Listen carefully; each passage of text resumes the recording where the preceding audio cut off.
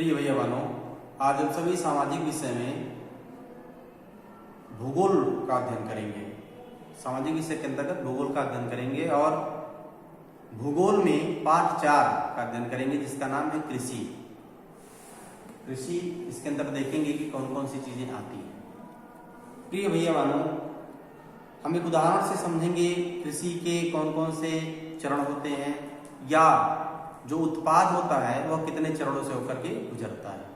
आपकी किताब में उदाहरण दिया हुआ है गुरप्रीत, मधु और टीना का।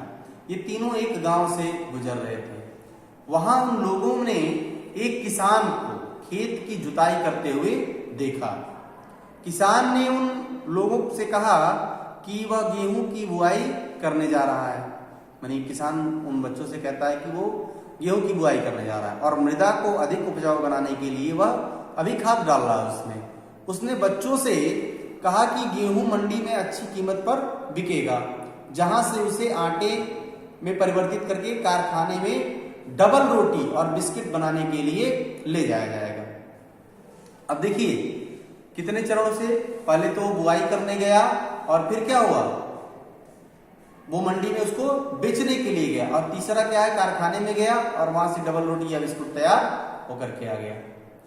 यानी कि गेहूं क्या है, गेहूं जब हम लगाएंगे तो पौधा निकलेगा, यानी पौधे से परिष्कृत यानी निकल करके परिष्कृत उत्पाद तक के यानी वो जो प्रोडक्ट हमारे तक आता है डबल रोटी, उत्पाद तक के रूपांतरण में 3 प्रकार की आर्थिक क्रियाएं सम्मिलित होती हैं। कौन कौन सी, यानी जब कृषि करते हैं तो कृषि में ही पाठ का नाम है कृषि। अब इसमें 3 तरह की प्रक्रियाएं सम्मिलित होती हैं। 3 प्रक्रियाएं कौन कौन सी हैं, प्राथमिक, द्वितीयक और तृतीयक।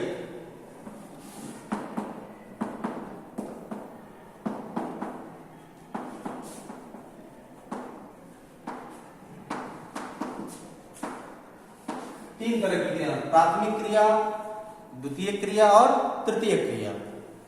प्राथमिक क्रियाओं के अंतर्गत क्या आता है कि प्राथमिक क्रियाओं के अंतर्गत उन सभी क्रियाओं को शामिल किया जाता है जिनका संबंध प्राकृतिक संसाधनों के उत्पादन और निष्कर्षण में है। प्राकृतिक संसाधनों के उत्पादन यानी प्राकृतिक संसाधन क्या है, गेहूं क्या है, प्राकृतिक संसाधन है। उसका उत्पादन यानी उसको उगाना और उसका निष्कर्षण यानी उसको उस प्रोडक्ट को क्या करना, ले जा करके आटे में परिवर्तित करना, उसके बाद डबल रोटी बनाना। ये सारी चीजें क्या होती हैं, सम्मिलित होती हैं। इसमें कृषि, मत्स्यन और इसके संग्रहण इनके अच्छे उदाहरण हैं। द्वितीय क्रियाएं उन संसाधनों के प्रसंस्करण से संबंधित है जिसमें कौन कौन सी चीजें आती हैं, इस्पात विनिर्माण, डबल रोटी पकाना और कपड़ा बुनना इन क्रियाओं के उदाहरण हैं। यानी इसमें क्या कौन कौन सी क्रियाएं आती हैं, इस्पात विनिर्माण, डबल रोटी को पकाना,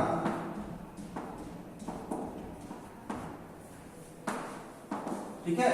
इस प्रकार से क्रियाएं इसमें सम्मिलित हैं।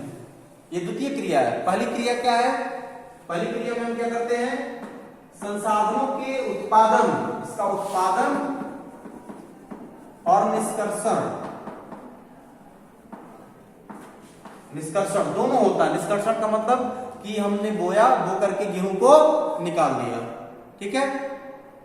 गेहूं को निकाल करके उससे आटा बनाया और आटा क्या कर रहा है, आटे से फिर जा रहा है कहां पे, डबल रोटी बना करके उसको पकाया जा रहा है। ये किस में आ रहा है, द्वितीय श्रेणी में आ रहा है। यानी ये 3 क्रियाएं आर्थिक क्रियाओं के अंतर्गत होती हैं। फिर उसके बाद क्या है, तृतीय क्रियाएं आती हैं। प्राथमिक और द्वितीय क्षेत्र को सेवा कार्यों द्वारा सहयोग प्रदान करती है। सहयोग का मतलब जैसे कि यातायात या व्यापार है। ये डबल रोटी है तो डबल रोटी को क्या करेंगे, हम व्यापार के माध्यम से दूसरे व्यक्ति तक पहुंचाएंगे जहां वो पैसा लेकर के उसको खरीद करके और उसका उपभोग करेगा, ठीक है। वो व्यापार के अंतर्गत आता है। बैंकिंग है, बीमा है और विज्ञापन, ये तृतीय क्रियाओं के उदाहरण होते हैं। तो इसके अंतर्गत क्या आता है, तृतीय श्रेणी के अंतर्गत कि व्यापार है, बैंकिंग है, व्यापार, बैंकिंग इत्यादि चीजें, बीमा है, विज्ञापन है, इत्यादि चीजें आती हैं। ये तृतीय श्रेणी के अंतर्गत आती हैं। ये तो हो गया मूलभूत चीजों को समझना कि हम जब किसी चीज प्रोडक्ट का उत्पादन करते हैं और उत्पादन करने के बाद उसमें उसको हम तीसरे व्यक्ति तक किन किन चरणों में पहुंचाते हैं। ठीक है, अब आते हैं कृषि पर। कृषि एक प्राथमिक क्रिया है। क्या है? प्राथमिक, प्रथम क्रिया है। फसलों, फलों, सब्जियों, फूलों को उगाना और पशुधन पालन इसमें शामिल होते हैं।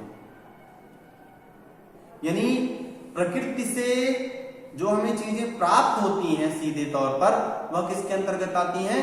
प्राकृतिक क्षेत्र, प्राथमिक क्षेत्र के अंतर्गत आती हैं। यानी प्राथमिक क्षेत्र के अंतर्गत आने के बाद ही उसे हम दूसरे चीजों में उपयोग कर सकते हैं। विश्व में 50% लोग कृषि से संबंधित क्रियाओं में संलग्न हैं।